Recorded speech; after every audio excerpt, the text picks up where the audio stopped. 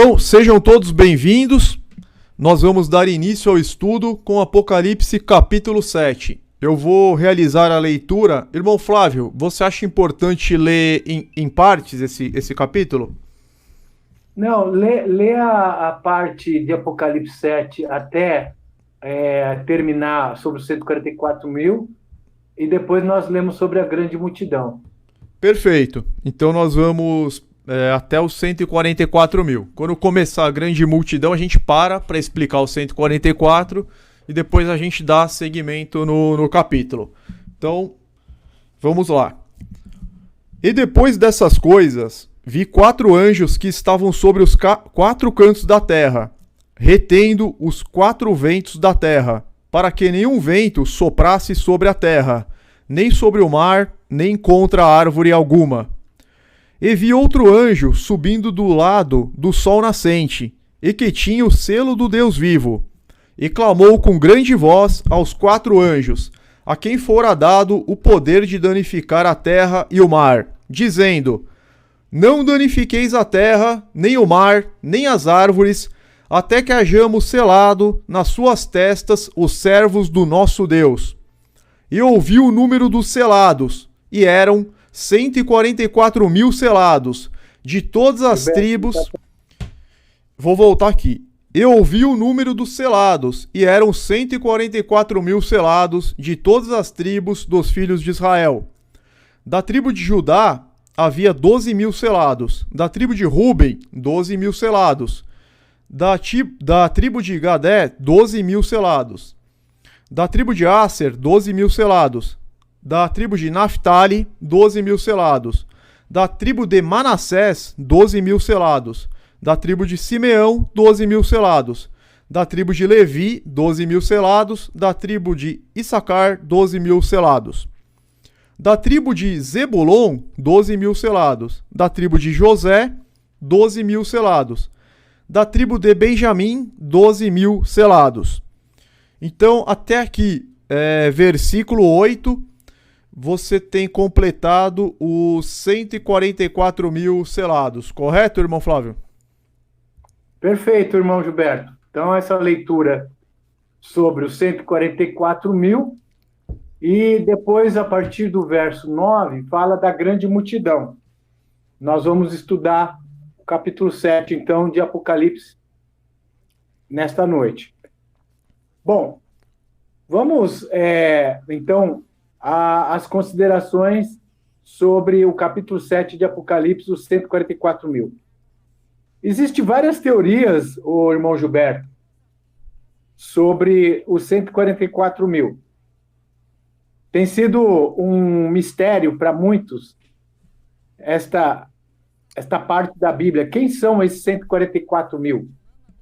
Algumas teorias admitem a hipótese de que os 144 mil vão ser judeus israelitas que vão se converter no tempo do anticristo, no tempo da tribulação do anticristo. Outros pensam que os 144 mil é o número de pessoas eleitas, mesmo dentro entre os gentios, seria espiritual, dos últimos dias, que vão estar vivos por ocasião da volta e manifestação do Senhor Jesus, né? Então, várias teorias. Mas nós vamos aqui desmistificar, usando a própria Bíblia como regra de base e interpretação, para poder nós chegarmos a uma conclusão bem segura de quem são os 144 mil. Primeira coisa que a gente vê é que os 4 ventos, os 4 anjos estavam sobre os 4 cantos da terra, isso prova que a terra é plana, retendo os 4 ventos da terra, para que nenhum vento soprasse sobre a terra, nem o mar, nem contra árvore alguma. Ventos em profecia significa guerras, né? Ventos em profecia significa guerras. Nós podemos ver isso em Jeremias 25, 32 e Daniel 7, 1, 2. Flávio, Jeremias se, 32. se você quiser, Oi. eu coloco naquele resumo do nosso estudo que Pode tem pôr, essa explicação. inclusive seguindo por ele, né? Isso. Então aqui eu Tá estou aqui na compartilhando. tela o resumo, que daí o pessoal pode acompanhar com a gente o estudo. Aqui uma introdução, né? Que quem seriam os 144 mil? Existem muitas ideias e opiniões entre os vários grupos religiosos sobre quem são os 144 mil selados. Então, através desse estudo, nós vamos demonstrar por meio das escrituras a verdade sobre eles. Então, vamos até interpretação bíblica mesmo. O que a escritura nos fala, né? Quem são os 144 mil? Isso. Apocalipse 7:3 nos diz claramente que são os servos do nosso Deus. Então eles são pessoas que obedecem à vontade de Deus, são seus servos. Onde que isso ocorreu? E ouvi o número dos selados. E Já eram. são, já viu, Gilberto, os 144 mil, eles já são obedientes aos mandamentos de Deus, já são pessoas servos de Deus. Perfeito. Então eles são servos de Deus, e aqui está escrito que são de todas as tribos dos filhos de Israel. Isso aqui eu não diria nem que é uma interpretação, porque está expresso em Apocalipse 7:4. Voltando aqui na Bíblia, se você pegar Apocalipse 7 e no versículo 4, ele fala que os selados são de todas as tribos dos filhos de Israel.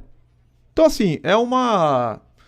Às vezes a gente vê as religiões, cada uma interpretando de uma forma, sendo que, pelo menos isso aqui está literal, né? Em que pese Apocalipse ser um livro profético, um tanto quanto alegórico, tem coisas que são literais.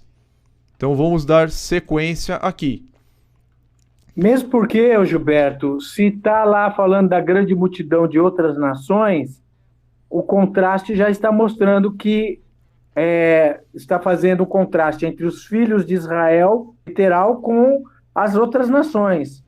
Se fosse uma coisa alegórica, não teria esse contraste aí, logo em seguida, falando sobre as outras nações, né? Então, é das tribos de Israel, literal. Exatamente. Né? É isso, né? Porque, na verdade, o que acontece? A gente já vai chegar lá, ó. Até o versículo 7. Desculpa, até o versículo 8, eles estão falando dos 144 mil das tribos dos filhos de Israel. E eles falam todas as 12 tribos aqui, né? Todas as 12 tribos, ó, da tribo de Judá, tribo de Gad, Naftali, Manassés, Levi, Zebulon, José. Então, as tribos, elas são denominadas uma por uma. E depois, a partir do versículo 9, depois dessas coisas olhei, e eis aqui uma multidão.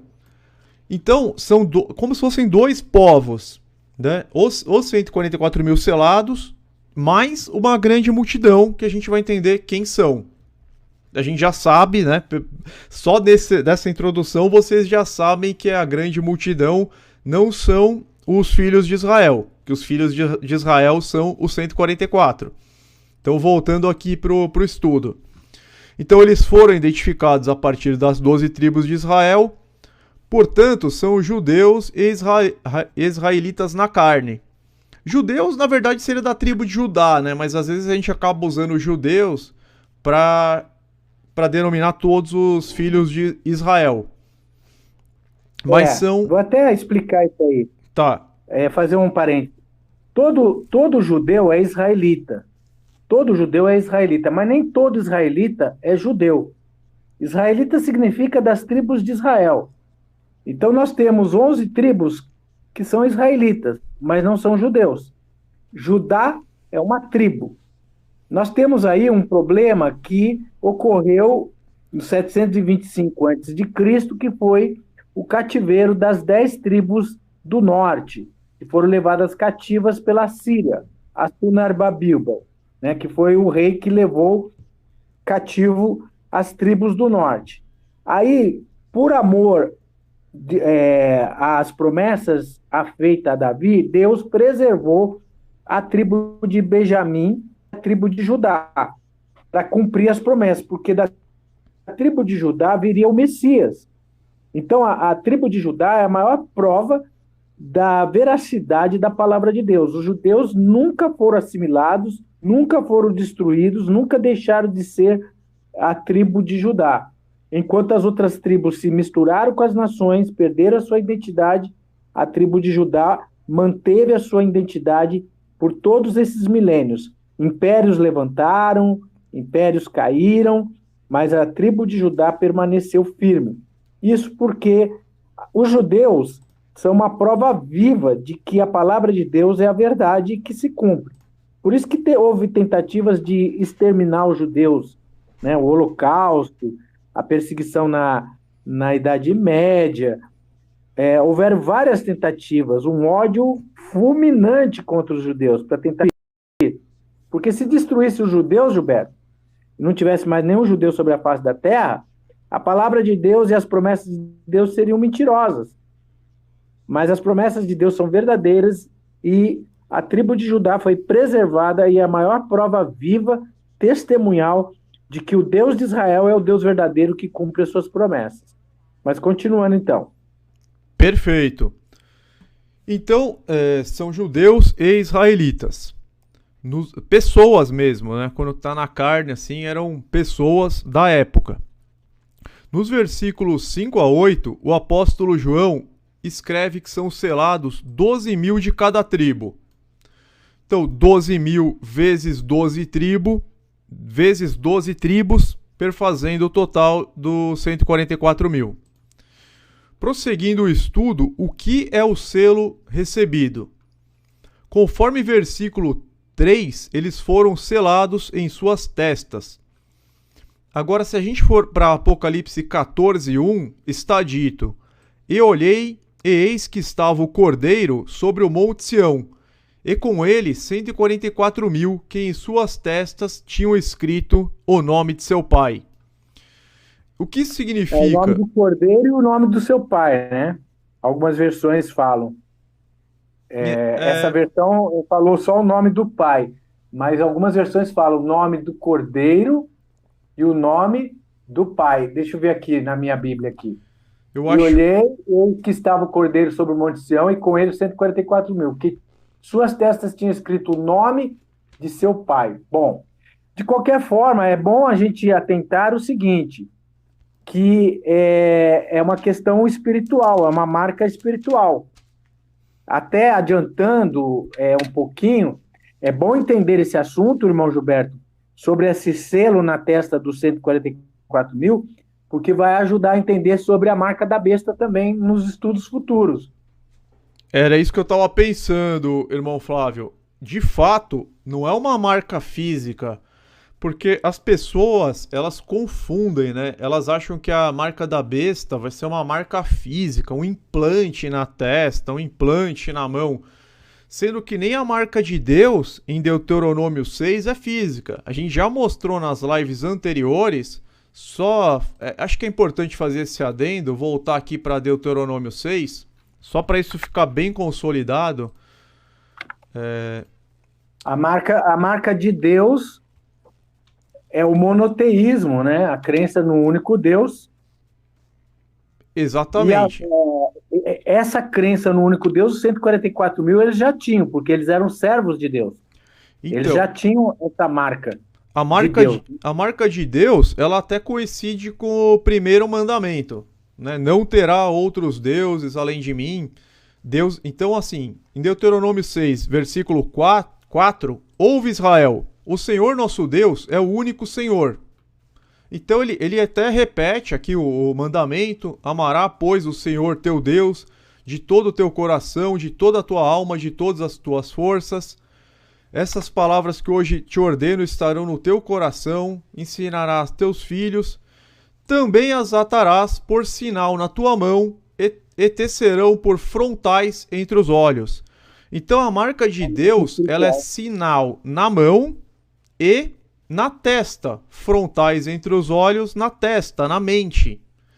Então vocês estão percebendo que a marca de Deus, que o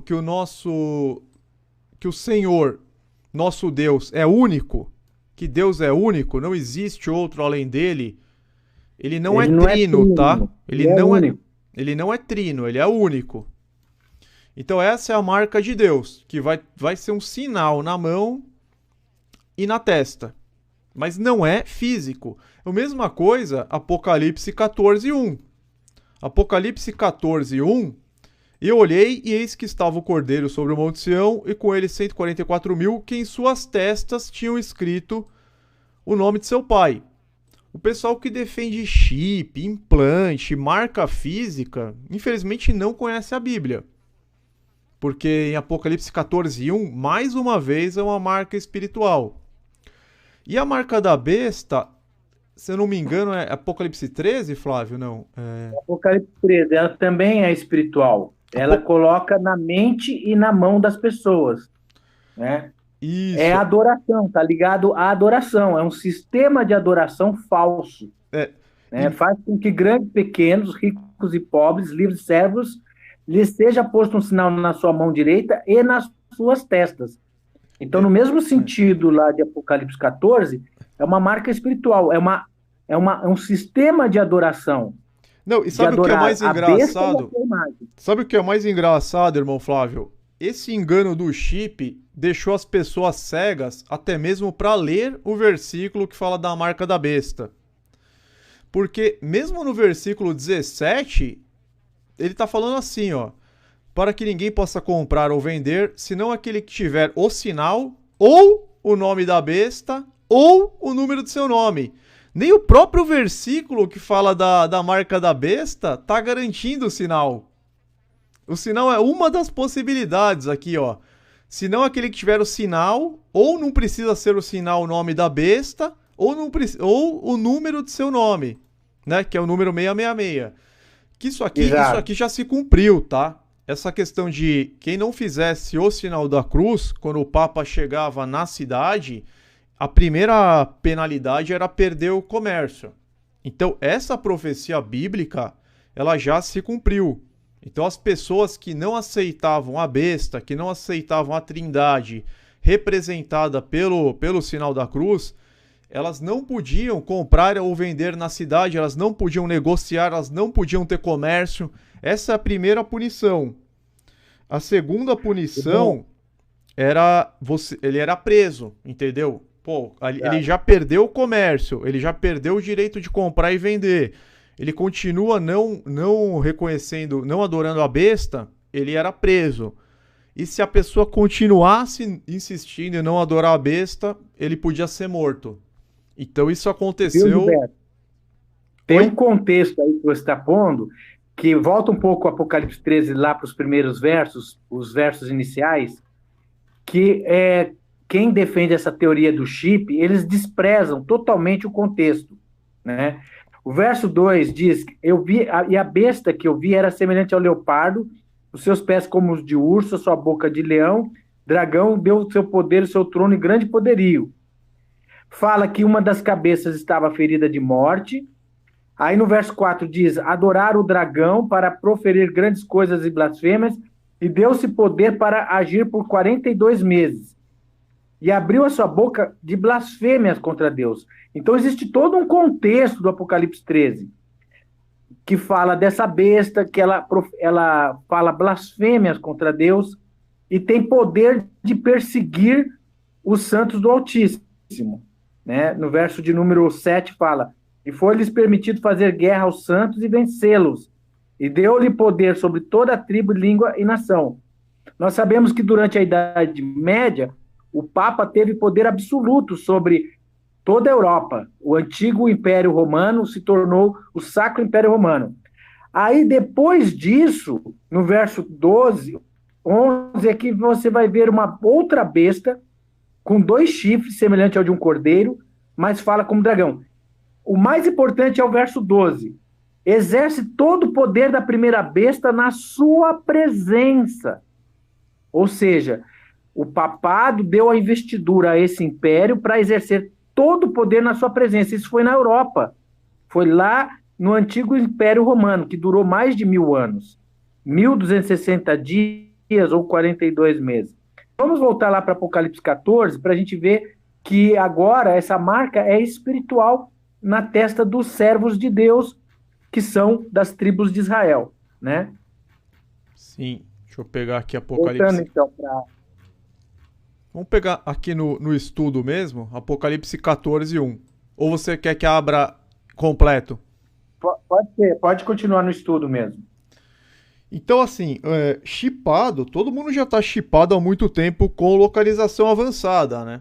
As pessoas têm no mínimo um celular com autorização para bater foto, filmar, com autorização para localização avançada, Waze, GPS, isso há mais de 15 anos. Todo mundo carrega vários chips aí dos cartões de crédito, de débito, carteira profissional, plano de saúde e tudo. Mas não é o chip a marca da besta. Pode ser que surja um chip. O passaporte já tem chip RFID. O passaporte já tem RFID. chip, carteiras profissionais já tem há 10, 20 anos. Eu ando com uns 10 chips, assim, entre celular, tudo que vai na minha carteira, assim, eu devo andar com uns 10 chips, entendeu? Agora, para ser a marca da besta, Gilberto, tem que estar ligado à adoração. Eu tenho, por exemplo, meu celular, mas eu posso adorar o Deus verdadeiro. Sim, Eu tenho sim. chip na minha carteira, mas eu adoro o Deus verdadeiro. Para que se torne marca da besta, é uma coisa ligada à adoração. Por isso que é espiritual, não é literal. Sim, é É a questão espiritual. Com dos certeza. 144 mil, eles vão receber o nome de Deus nas suas testas, né? Nós vamos depois ver o que é isso. Então, seguindo aqui, ó, a gente tá falando que é o selo do Espírito Santo, né? Eles foram selados, na verdade, com o Espírito Santo e não os israelitas, os primeiros convertidos, esse remanescente, que depois a gente vai ver que é falado em Romanos 11, eles não receberam uma marca física. Isso é incontestável. Ninguém vai defender o contrário, entendeu? O Paulo fala em Romanos 11, tá? No Novo assim. Então, ó, tanto que em Efésios 1:13 nós lemos: em quem também vós estáis, depois que ouviste a palavra da verdade, o evangelho da vossa salvação, e tendo nele também crido, fostes selados com o Espírito Santo da promessa. Então, é o selo do Espírito Santo, que é a marca de Deus que tá lá, que vai marcar os nossos frontais, entre os olhos, a testa. Por isso que tá falando testa aqui, mas poderia estar falando frontais, poderia estar falando mente. Marca a nossa mente, adoração ao Deus único, né? E eles creram em Cristo. Eles acreditaram, esses 144 mil israelitas, eles acreditaram no Cordeiro. Porque assim, a gente... Foram batizados também em nome do Messias, né? Pentecoste, desceu o Espírito Santo. Ali eram quase 3.000 almas que vieram para adoração lá na festa de Pentecoste, eram judeus, israelitas. Né? A gente vê que os primeiros cristãos, eles foram todos israelitas. A igreja foi formada primeiramente por judeus e israelitas, não por gentios. Né? Quando foram selados? De acordo com a profecia de 70 semanas de Daniel, capítulo 9, este selo começa com a efusão do Espírito Santo no Pentecostes, que está em Atos 2, no ano 30 depois de Cristo, e termina com a morte de Estevão, né, que morreu apedrejado, no ano 33 depois de Cristo. Que esse episódio está em Atos capítulo 7. Até o Paulo aparece pela primeira vez, né? Saulo de Tarso aparece pela primeira vez quando Estevão é apedrejado por dar o testemunho de Cristo. É importante entender sobre as 70 semanas de Daniel, que é uma profecia referente ao povo de Israel, o povo judeu. Lá diz 70 semanas de anos, ou seja, 490 anos, estão determinadas sobre o teu povo, né? Sobre a tua cidade, para espiar os pecados, fazer a justiça eterna, selar a visão. Então, foram 490 anos desde o decreto para a reconstrução da cidade de Jerusalém, Artaxerxes I, no ano 458 a.C., até o ano 30 até o ano 26, né? 26, 27, que foi o batismo do Messias. O Messias vai ser ungido. Aí nós temos a última semana das 70 semanas de Daniel, a última semana de 7 anos. Essa última semana cumpriu com o ministério de Cristo. O ministério de Cristo durou 3 anos e meio, ele morre na cruz, e por mais 3 anos e meio o concerto continua com o povo judeu, com o povo de Israel. Nesse período é que se dá o selamento dos 144 mil. Nós vamos ver que o próprio Senhor Jesus, ele deu instruções aos seus apóstolos, que não era para pregar para gentil, não era para levar a salvação para estrangeiros. A salvação inicialmente era somente para as ovelhas perdidas da casa de Israel. Vamos ver isso aí. Então vamos lá. O irmão Flávio explicou as 70 semanas de Daniel. A princípio, olha, Jesus ele foi enviado apenas para a casa de Israel. Isso está na Bíblia, né? Por exemplo, Mateus 15, 24, e ele respondendo disse: Eu não fui enviado senão às ovelhas perdidas da casa de Israel. Só que, ó, Novo Testamento, próprio Senhor Jesus falando: Eu não fui enviado senão às ovelhas perdidas da casa de Israel. Então não tem como falar que não eram os israelitas. Outra passagem aqui, ó. O próprio Jesus, ele ordenou aos apóstolos que fizessem o mesmo. Conforme Mateus 10, versículos 5, 6, Jesus enviou esses 12 e lhes ordenou dizendo: Não ireis pelo caminho dos gentios, nem entrareis em cidade de samaritanos, mas ide antes as ovelhas perdidas da casa de Israel. Então, Jesus, além de ele ter afirmado isso, que ele foi enviado para a casa de Israel, para as ovelhas perdidas, ele deu a mesma ordem para os apóstolos.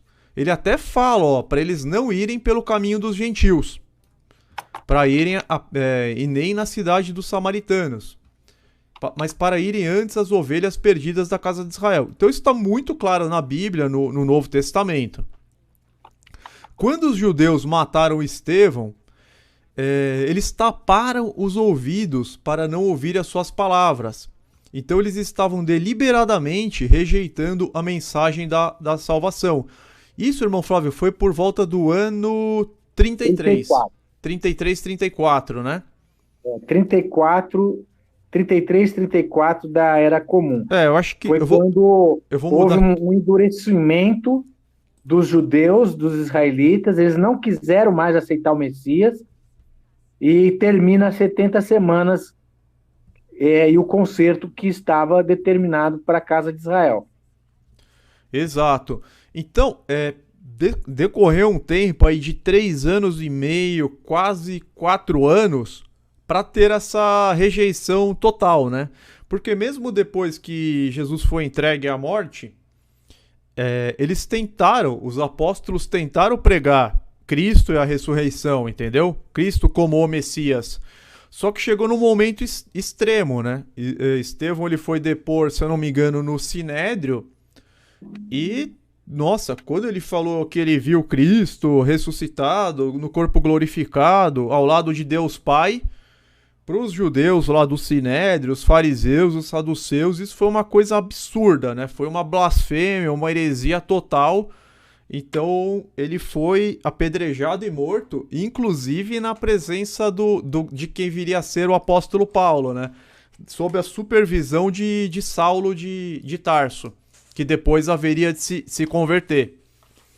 Então teve todo esse período para a eleição aqui desses israelitas, que alguns creram, né? Mas depois eles taparam completamente os ouvidos, eles ficaram completamente cegos.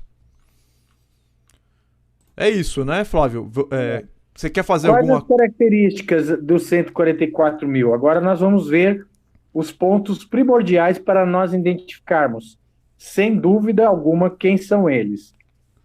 Isso, então vamos lá. As características. Apocalipse 14, de 1 ao 7, nós vamos encontrar as seguintes características. Vamos até ler Apocalipse 14, de 1 a 7, para ficar bem fundamentado o estudo, né? Vamos à leitura de Apocalipse 14, de 1 a 7. E olhei, e eis que estava o Cordeiro sobre o monte Sião, e com ele 144.000, que em suas testas tinham escrito o nome de seu pai. E ouvi uma voz do céu, como a voz de muitas águas, e como a voz de um grande trovão. E ouvi uma voz de harpistas que tocavam com as suas harpas, e cantavam um como cântico novo diante do trono, e diante dos 4 animais e dos anciãos. E ninguém podia aprender aquele cântico, senão os 144.000 que foram comprados da terra. Estes são os que não estão contaminados com mulheres, porque são virgens. Estes são os que seguem o Cordeiro para onde quer que vá. Estes são os que dentre os homens foram comprados como primícias para Deus e para o Cordeiro. E na sua boca não se achou engano, porque são irrepreensíveis diante do trono de Deus. E vi outro anjo voar pelo meio do céu.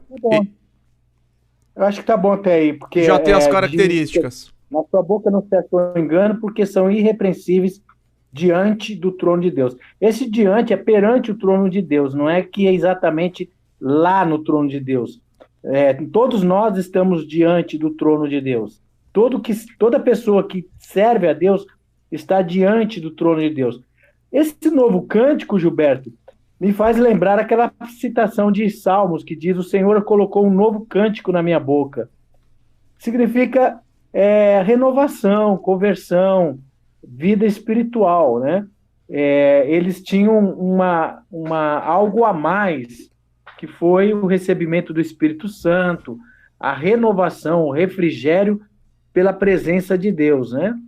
Quando nós recebemos a verdade do Evangelho, e conhecereis a verdade vos liberta, Deus coloca um novo cântico na nossa boca, né? Nós não vamos falar mais aquelas palavras que nós falávamos quando nós éramos do mundo. Agora nós vamos falar palavras de Deus, palavras de bênção, palavras da verdade, né? Então Deus coloca em nós um novo cântico. E eles também igualmente. Perfeito. Então é isso, ó. Somente eles podem cantar o cântico novo. No versículo 3 de Apocalipse 7 está dito que ninguém podia aprender aquele cântico, senão os 144.000. Então é isso que o irmão Flávio explicou. Com relação eles eram virgens, que está no versículo 4, o que significa? Para entender o que isso significa, sabemos que uma mulher representa uma igreja. Conforme segunda carta aos Coríntios, capítulo 11, versículo 2, Efésios 5, de 23 a 25. Então, no versículo 4 está dito: esses são os que não se contaminaram com mulheres, isto é, que não pertenciam a outra igreja, não se contaminaram com doutrinas pagãs. Isso somente foi possível porque no início havia apenas uma igreja, a Igreja de Deus, conforme o ensinamento do nosso Senhor Jesus Cristo. Não havia igrejas denominacionais, portanto não existiam influências doutrinárias, além do que foi deixado pelo Senhor Jesus. Nesse sentido que eles eram virgens, né, de não ter contaminação com falsas doutrinas. Quando nós estudamos sobre as 7 cartas do Apocalipse, nós vimos a igreja de Éfeso, a primeira igreja, né, que é a primeira era da igreja, onde toda a pureza do evangelho, a doutrina apostólica, foi professada e obedecida pelos nossos primeiros irmãos, que foram formados primeiramente por judeus, por israelitas. Então, nesse período da igreja apostólica, eles receberam o evangelho com toda a pureza, sem mistura de paganismo, nem existia essa divisão religiosa que existe hoje, né? Existe tanta igreja, tantas crenças diferentes, né? Eles não tinham esse problema, eles eram castos, eram virgens, né? Puros. Exatamente. E eles foram comprados dentre os homens para serem as primícias para Deus e para o Cordeiro. O significado de primícia é o primeiro de alguma coisa. Assim, os 144.000 foram os primeiros a aceitar a mensagem da salvação. Então, como nós vimos lá em cima, Jesus determinou os apóstolos para pregar primeiro para as ovelhas perdidas de Israel, e eles são justamente essas ovelhas perdidas que aceitaram, eles são um remanescente, né, uma pequena parcela que acabou aceitando a mensagem da salvação. Infelizmente, a maioria não aceitou, né? A maioria ficou cega, tapou os ouvidos, por isso que passou para os gentios. Que agora vocês já estão entendendo o que vai ser a grande multidão, né, da continuação do capítulo. Vejam que tudo faz perfeito sentido e toda a interpretação que nós estamos dando são com relação, tem base na própria Bíblia. A gente não está saindo da Bíblia para nada. Então, até separei aqui, ó, em Romanos capítulo 11, versículo 5, consta que: assim, pois, também agora neste tempo ficou um remanescente, segundo a eleição da graça. Esses 144 mil, eles são eleitos. Eleição da graça, entendeu? Ficou um remanescente entre os israelitas, né? Antes da mensagem da salvação chegar para os gentios. Então, não é que teve uma rejeição total dos judeus, né? Como algumas pessoas imaginam, né? Ah, não, os judeus até amaldiçoam, né? Falam, não, eles entregaram Cristo para a morte, eles rejeitaram. Não, mas teve um remanescente. Aqui Paulo está falando. 144 mil são exatamente os israelitas que entenderam o propósito do cumprimento das escrituras com relação ao Mashiach, né? No caso, Yeshua, Jesus, e eles receberam Jesus como Messias. Tanto, Gilberto, que a gente vai ver a carta aos Hebreus, né? A carta aos Hebreus, alguns dizem que pode ter sido escrita pelo próprio apóstolo Paulo.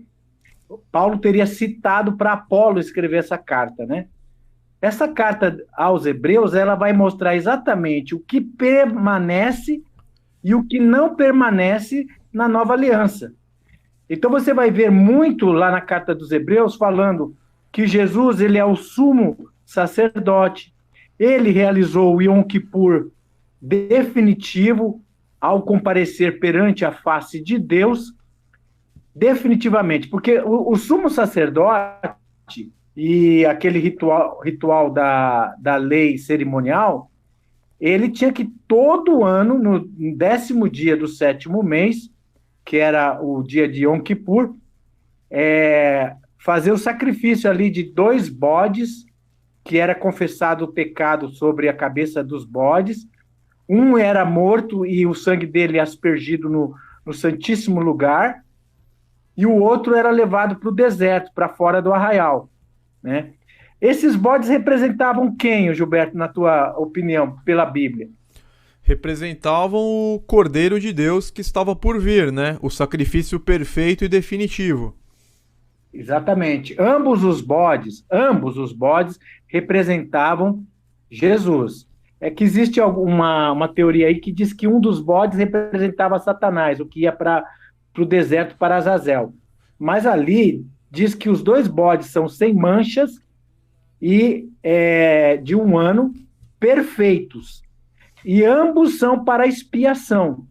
Ambos os bodes, no dia de Yom Kippur, era para expiação. Então, ambos os bodes representavam Jesus. Por quê?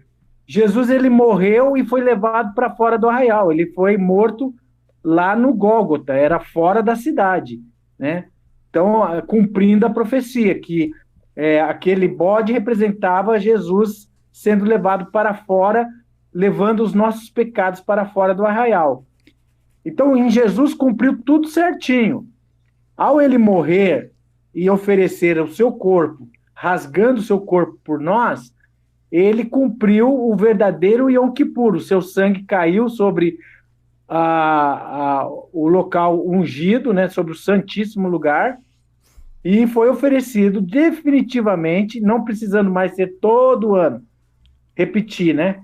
Era repetido todo ano o dia de Yom Kippur, representando o Messias. Uma vez que o Messias cumpriu, o Yom Kippur agora já está cumprido definitivamente no Messias. Não tem por que nós comemorarmos novamente Yom Kippur, memória de pecados. Mesmo porque estaríamos colocando remendo velho em pano novo, né? Estaríamos tentando trazer de volta aquilo que já foi cumprido no Messias. Correto, irmão Gilberto? Perfeito. Nós até pretendemos fazer uma live sobre isso, porque a gente está vendo alguns entendimentos equivocados, né? A pessoal querendo reativar todos as festas, Sistema levítico, né? todo o sistema levítico, cerimonial, de sacrifícios, complicado. Então, vamos dar prosseguimento aqui. Então nós vemos que esses 144 mil eles foram eleitos através da eleição da graça e que eles são um remanescente de Israel que foram escolhidos antes do endurecimento, né? Antes do que eles ficassem cegos para reconhecer o Messias. Aqui tem mais algumas passagens de Romanos que a gente separou. Assim, pois, também, agora neste tempo, ficou um remanescente segundo a eleição da graça, que é Romanos 11:5. Em Romanos 11:7, pois que o que Israel buscava não o alcançou, mas os eleitos o alcançaram, e outros foram endurecidos. Então, olha como esse versículo é esclarecedor. O que Israel buscava não o alcançou, mas os eleitos, mas esse remanescente de Israel alcançaram, né? E os outros e os demais foram endurecidos, justamente para entrar a grande multidão. Viram como tá fazendo perfeito sentido? Como está Porque escrito? a salvação era só para eles, né? O Messias é deles, o culto é deles, as escrituras foram feitas por eles. A salvação era só para o povo de Israel. Era Exatamente. necessário eles rejeitarem para a salvação também passar para os gentios. Perfeito, perfeito. Olha aqui em Romanos 11:8. Como está escrito: Deus lhes deu espírito de profundo sono, olhos para não verem e ouvidos para não ouvirem, até o dia de hoje. Então isso aqui já estava profetizado no próprio Antigo Testamento, né? Às vezes eles não aceitam o Novo Testamento, mas isso aqui acho que já estava profetizado em Isaías, outros profetas, ó. Deus lhes deu espírito profundo de sono, olhos para não verem e ouvidos para não ouvirem até o dia de hoje, excetuando-se os eleitos, os 144 mil. Então, a eleição da graça são os 144 mil que foram marcados a partir de Israel. Eles foram comprados dentre os homens como primícias, como os primeiros, né? É aquilo que o irmão Flávio falou. Qual foi o primeiro povo escolhido de Deus desde o início? Justamente o povo de Israel. Então, em Atos 10:36, Deus enviou a palavra aos filhos de Israel, pregando a paz por Jesus Cristo. Ele é o Senhor de todos. Isso está em Atos 10:36. Aqui tem uma questão que algumas pessoas levantam polêmica, se as 12 tribos existiam naquela época. Poucos movimentos tentam argumentar que não, né? A maioria aceita que sim. Que eles utilizam isso para descartar a origem da assinalação dos... 144 mil, né? Isso, dos 144 israelenses. 144 mil israelenses. Então vamos ver o que a Bíblia diz. Vamos pegar aqui o Novo Testamento para ver se as 12 tribos existiam. Tem como provar que as 12 tribos ainda estavam naquela época da Igreja Apostólica, né? Isso. Vamos ver a luz do Novo Testamento. Então, quando Jesus era criança, ele foi reconhecido como Messias por uma mulher judia chamada Ana, que era da tribo de Asser. Isso está em Lucas 2, versículos de 36 a 38. Então, aqui está sendo falado claramente de uma das tribos.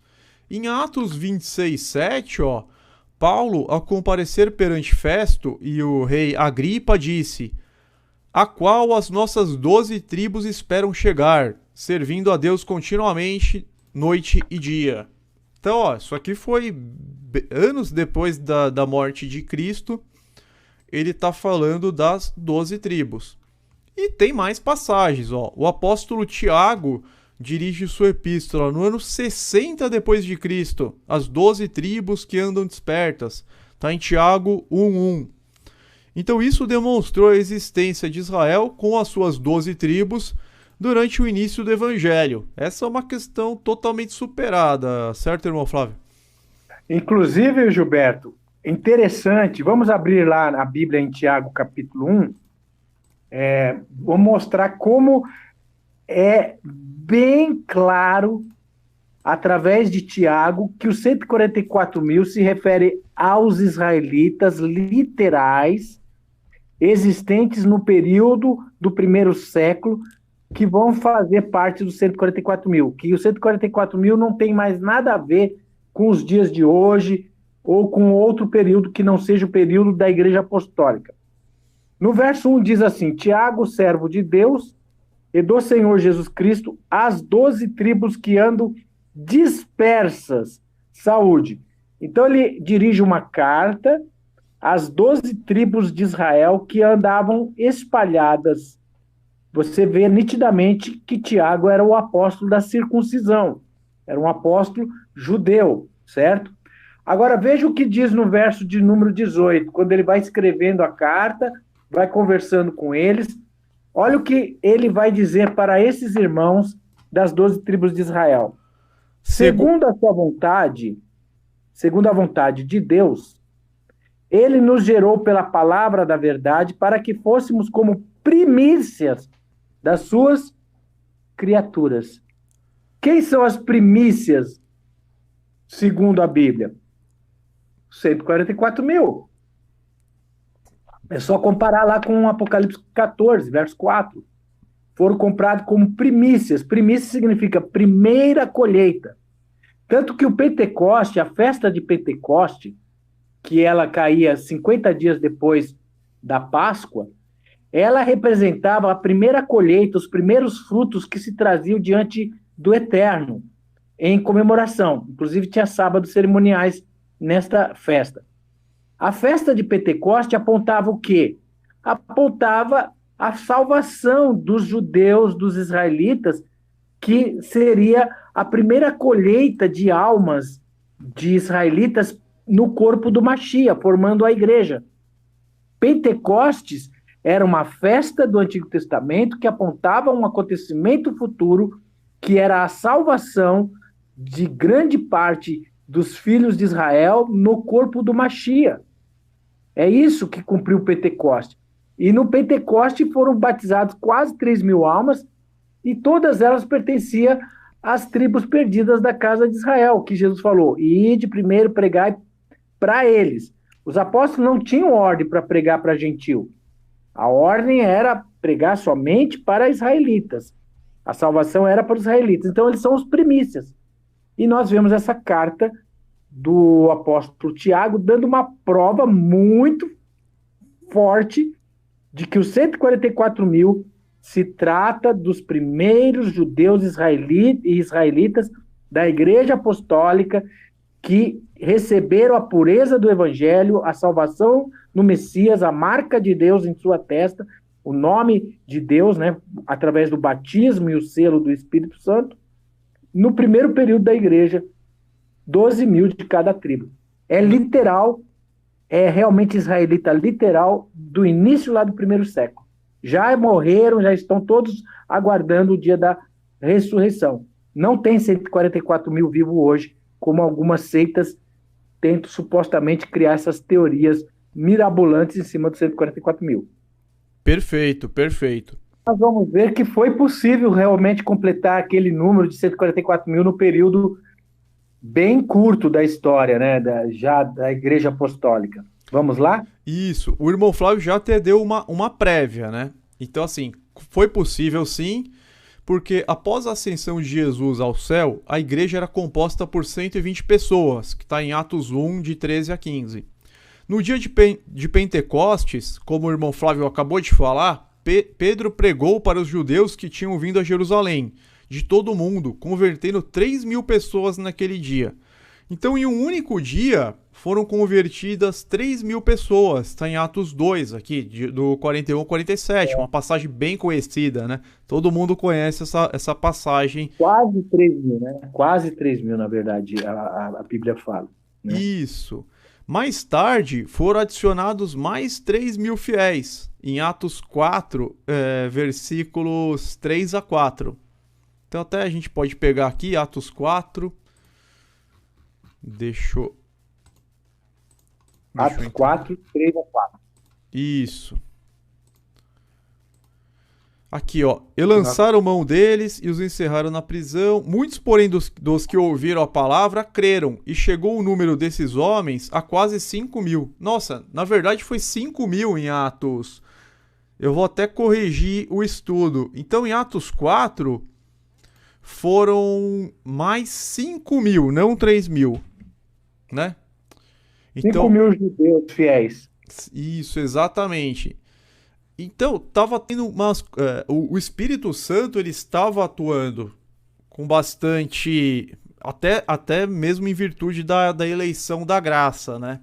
Então, tava tendo o que a gente pode chamar de avivamento, né? Multidões sendo avivadas aí de fiéis. Então, olha o que ele fala aqui, né? Em Atos 5,14. E a multidão dos que criam no Senhor, tanto homens como mulheres, crescia cada vez mais. Então a gente pode perceber, começou com 120, de repente em Pentecostes se converteram 3.000, logo depois foram adicionados mais 5.000 e a multidão, elas foram crescendo cada vez mais de forma exponencial. Então em 3 anos e meio se completaram os 144.000. Obviamente, eles são da época do ano, entre o ano 30 e o ano 34. Todos já morreram, estão aguardando a ressurreição. E não existem nenhum desses eleitos das tribos de Israel entre nós hoje, né? Como algumas seitas pregam erroneamente. Então, concluindo aqui, os 144.000 são judeus, na verdade são israelitas carnais, pertencentes às 12 tribos de Israel. Foi a eleição da graça, como nós vimos em Romano 11, desde que começou a Igreja de Deus, no período apostólico, cumprindo a profecia de Daniel 9, 24 a 27. Após o endurecimento, o evangelho foi aberto também aos gentios. Então aqui a gente conclui o estudo dos 144.000 e a gente pode passar para a grande multidão. Exatamente. A grande multidão já é formado por pessoas de todas as tribos, línguas e nações. Isso é uma prova, o Gilberto, que a Igreja de Deus atual, ela não precisa ser judia, israelita, né? Ela é formada por gentios. A raiz, a primícia da igreja foi formada por judeus. Isso não há dúvida. Mas nós que pertencemos à grande multidão, não precisamos nos tornar judeus, não precisamos ser israelitas no sentido de tradição, prática, nos unir ao atual judaísmo de hoje para termos a salvação, porque nós somos unidos no corpo do Messias, né? Aqui, então, verso 9 vai falar sobre essa grande multidão, verso 9 e verso de número 10. Certo. Devo ler até o final aqui, irmão Flávio? Até o 17? Até o final, porque a gente está fazendo capítulo, né? Isso. Então vamos lá. Depois destas coisas, olhei e eis que uma multidão, a qual ninguém podia contar, de todas as nações e tribos e povos e línguas, que estavam diante do trono e perante o Cordeiro, trajando vestes brancas e com palmas nas suas mãos. E clamavam com grande voz, dizendo: Salvação ao nosso Deus, que está sentado no trono, e ao Cordeiro. E todos os anjos estavam ao redor do trono, e dos anciãos, e dos 4 animais, e prostraram-se diante do trono sobre seus rostos, e adoraram a Deus, dizendo: Amém, louvor e glória, e sabedoria são de graças, e honra e poder e força ao nosso Deus, para todos sempre. Amém. E um dos anciãos me falou, dizendo: Estes que estão vestidos de vestes brancas, quem são e de onde vieram? E eu disse-lhe: Senhor, tu sabes. E ele disse-me: Estes são os que vieram da grande tribulação, e lavaram as suas vestes, e as branquearam no sangue do Cordeiro. Por isso estão diante do trono de Deus, e o servem de dia e de noite no seu templo, e aquele que está sentado sobre o trono os cobrirá com a sua sombra. Nunca mais terão fome, nunca mais terão sede, nem sol, nem calma alguma cairá sobre eles. porque o cordeiro que está no meio do trono os apacentará. Ele servirá de guia para as fontes vivas das águas, e Deus limpará de seus olhos toda lágrima. Então aqui nós vemos claramente os gentios, né? Logo no versículo 9, ele já fala, né? A grande multidão de todas as nações, tribos, povos, línguas. Então aqui já resolve, né, irmão Flávio? Já tira toda e qualquer dúvida que pudesse existir. E foi justamente após esse período da igreja, desde o tempo de Esmirna, né, que nós vimos lá, quando nós estudamos sobre as 7 eras da igreja, né, como a igreja de Esmirna sofreu grande perseguição, a igreja de Pérgamo também fala de perseguição, a igreja de Tiatira. Nós vamos ter um período aí de 1260 anos de perseguição implacável contra a igreja, que nesta época já era formada somente por pessoas de todas as tribos, línguas e nações. Por isso que diz, esta é uma grande multidão que vem de grande tribulação, que lavaram as suas vestes no sangue do Cordeiro. Porque os gentios, eles vão ser admitidos para a igreja, sendo Cornélio o primeiro, né? O primeiro gentil a vir para a igreja. Tanto que, lá em Atos capítulo 10, Pedro, ele teve que ser avisado por uma visão para que ele entendesse que Deus agora estaria também purificando os gentios e trazendo os gentios para a salvação. Por isso que Pedro teve aquela visão lá dos lençóis atados pelas 4 pontas, com todo tipo de animal, répteis, aves, quadrúpedes, né? E a voz dizia, Pedro, mata e come. Aí Pedro falava, nunca, Senhor, nunca coloquei coisa comum e imunda na minha boca. 3 vezes esta visão apareceu para Pedro. Logo a seguir, quando ele estava tentando entender o que era essa visão, lá em Atos 10, o Espírito Santo fala na mente dele, esses varões estão te procurando, receba-os. Por quê? Eram varões gentios, não era lícito para um judeu se achegar perto de um gentil, não era lícito, mas o Espírito Santo falou na mente de Pedro, vá e receba-os, não duvidando. E eram 3 varões gentios que vieram da parte de Cornélio.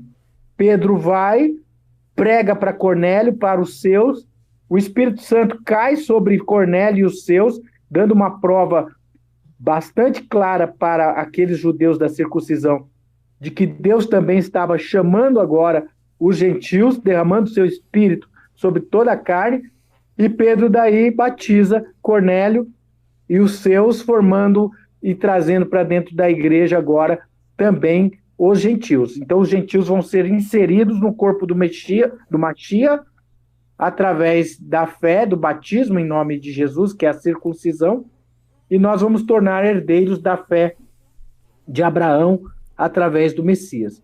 É isso que vai formar a grande multidão nesse período aí de quase 1900 anos, desde o tempo da era de Esmirna até a era de Laodiceia, a igreja foi formada majoritariamente por gentios, por pessoas de todas as nações que creram na nova aliança, no sangue do Messias, e foi batizado e faz parte dessa grande multidão.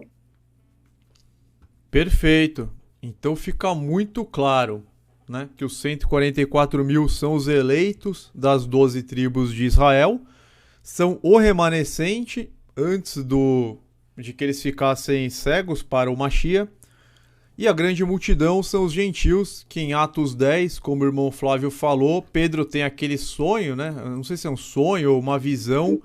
Uma visão. Que ele estava com fome até, e ele estava em jejum, e aí ele teve essa visão. E depois em Atos 11 ele até explica que a visão era no sentido de receber os gentios na igreja de Deus. Aqui no Atos 11... Não tinha nada a ver com purificação de animais, que podia agora comer animal imundo, não é nada disso. Pedro mesmo explica que se referia à purificação dos gentios, né? Isso. Deus me mostrou que a nenhum homem chame comum imundo, mas que agora qualquer homem de qualquer nação que sirva a Deus, Deus o recebe e purifica, né? É isso que significava aquela visão. Ele explica que mas a voz respondeu-me do céu, segunda vez, não chames tu comum ao que Deus purificou, que seria o povo gentil. E sucedeu Exato. isto por 3 vezes e tudo tornou a recolher-se ao céu. Eis que na mesma hora pararam junto da casa em que eu estava 3 homens que me foram enviados de Cesareia. E disse-me o Espírito que fosse com eles, nada duvidando. E também estes 6 irmãos foram comigo e entramos na casa daquele homem. E contou-nos como vira em pé um anjo em sua casa e lhe dissera: envia homens a Jope e manda chamar a Simeão, que tem por sobrenome Pedro, o qual te dirá palavras com que te salves, tu e toda a tua casa. E quando comecei a falar, caiu sobre eles o Espírito Santo, como também sobre nós ao princípio. E lembrei-me do dito do Senhor quando disse: João certamente batizou com água, mas vós sereis batizados com o Espírito Santo. Então, aqui, acho que foi na casa de Cornélio, né, irmão Flávio? Os Foi gentios, na eles casa foram de Cornélio, na exatamente. casa de Cornélio, para ver como não precisa ter uma igreja de templo, né? Os gentios foram batizados com o Espírito Santo. Tanto que depois, em seguida, eles foram batizados nas águas, por imersão. Então, às vezes o pessoal usa Atos 10 para falar de alimentos imundos, sendo que nem em Atos 10 Pedro comeu, e depois em Atos 11 Pedro explica o sonho, explica a visão. Então, para vocês verem, né, as pessoas, como que elas fazem, como que elas usam a Bíblia de De forma forma distorcida, né? parcial, seletiva. Então, acho que Bom, ficou. resumindo, então, irmão Gilberto, a grande multidão é a igreja formada por pessoas de todas as nações, porque estava predito nas profecias que o Messias, ele seria rejeitado pela nação de Israel, com exceção do povo eleito, né, os 144 mil que aceitaram, receberam o nome dele de Deus, né, mas depois a maioria deles rejeitaram. Agora, nesses últimos dias, o que está acontecendo? Tem muito judeu crendo no Messias, judeu mesmo, né, crendo no Messias, e tem gentil largando do Messias, descrendo do Messias para se tornar judeu tradicional. Tá havendo uma coisa muito doida agora, nos É, últimos eu, dias. eu tava conversando com o irmão Flávio, com o Alê, com mais alguns irmãos aqui. Nós estamos extremamente preocupados. Porque ao mesmo tempo que a gente fica contente de ver judeus não ortodoxos crendo no Messias, ao mesmo tempo que a gente começa a ver judeus messiânicos surgindo, que são. Judeu de verdade, né? Não é judeu do Paraguai, né? Tem que falar bem, em palavras bem claras, né? Porque tem judeu do Paraguai aqui no Brasil. Gente que Exatamente. é evangélico e que diz que é judeu. E não é judeu coisa nenhuma. É, tem, Acha tem, que é judeu. tem judeu de verdade, comunidades em Israel, Jerusalém, crendo no Messias. Se eu não me engano, já tem 6 mil, né, irmão Flávio? Já tem uma comunidade de 6 mil judeus de verdade que E está moram. crescendo, viu? Está Tá, crescendo. Está havendo algo muito interessante lá em Israel, judeus aceitando o Mashiach, Yeshua. então, e eles são judeus verdadeiros, que eles estão percebendo que Jesus Cristo é o nosso Senhor, é o nosso Salvador, é o enviado pelo Deus Pai Altíssimo. Só que está acontecendo uma coisa muito triste ao mesmo tempo. Porque tem muitos crentes, eu nem sei se a gente pode chamar de crentes, né? Muitas pessoas que andam com a Bíblia, tal, que sempre. Evangélicos, né? Muitos evangélicos, digamos assim, que acreditavam em Jesus, que eles estão se judaizando de tal modo que eles estão passando a não acreditar mais no nosso Senhor Jesus Cristo Como Messias. como É. Messias. E tem canais Eles estão grandes. endurecendo, eles estão acontecendo o que aconteceu com o povo de Israel, endurecendo o coração. Então, o que a gente está ficando preocupado é o seguinte, porque tem canais grandes. Nós, só para deixar claro, nós somos pró-Israel, entendeu? Nós, assim, entendemos que as primícias são os judeus, são os israelitas, entendeu? E que quando Jesus voltar, aqueles que os transpassaram vão chorar, eles vão reconhecer, muitos vão se converter na volta de Cristo. Então nós somos pró-Israel, nós abençoamos Israel. Porém, o que está acontecendo é o seguinte: as pessoas elas estão se judaizando, elas se tornam judeus messiânicos. E depois de alguns meses, elas passam a não crer mais no Messias. E elas viram judeu ortodoxo. A gente está vendo acontecer isso com amigos nossos, com pessoas que nós considerávamos irmãos. A gente está vendo acontecer com pessoas conhecidas. Estão perdendo a fé, estão descrendo no Novo Testamento e estão descrendo que Yeshua ou Jesus é o Messias de Israel. Estão se tornando dos judeus endurecidos. Então eu vou pedir para vocês tomarem muito cuidado com esse movimento judaizante, porque a salvação, o Espírito de Deus, ele veio para todos os povos. Nós acabamos de ver aqui, versículo 9, tá vendo? Ó? De todas as nações, tribos, povos e línguas. Em Atos 10, em Atos 11, vocês percebem que o Espírito Santo desceu sobre os gentios, na casa de um gentio. Tanto que Pedro teve que ter uma visão, teve que vir um anjo, porque senão ele não ia acreditar, né? Que era para passar a mensagem aqui para os gentios. E eles foram batizados com o Espírito Santo e depois eles foram batizados nas águas. Então, outra coisa que está acontecendo, Gilberto, são canais de YouTube ensinando a blasfemar contra o nome de Jesus e descrer do Novo Testamento, e alguns canais estão ensinando também a blasfemar contra o Espírito Santo. Tá uma coisa assim sinistra. Se a pessoa não tiver azeite na sua vasilha, na sua lamparina, que é o conhecimento da verdade, o Espírito Santo de verdade na sua vida, hoje existem muitas armadilhas. Esse judaísmo messiânico aí tem levado muitas pessoas a descrer do Messias. Eu vi vários movimentos judaicos messiânicos hoje que não creem mais nada em Yeshua. Eles viraram judaísmo mesmo ortodoxo.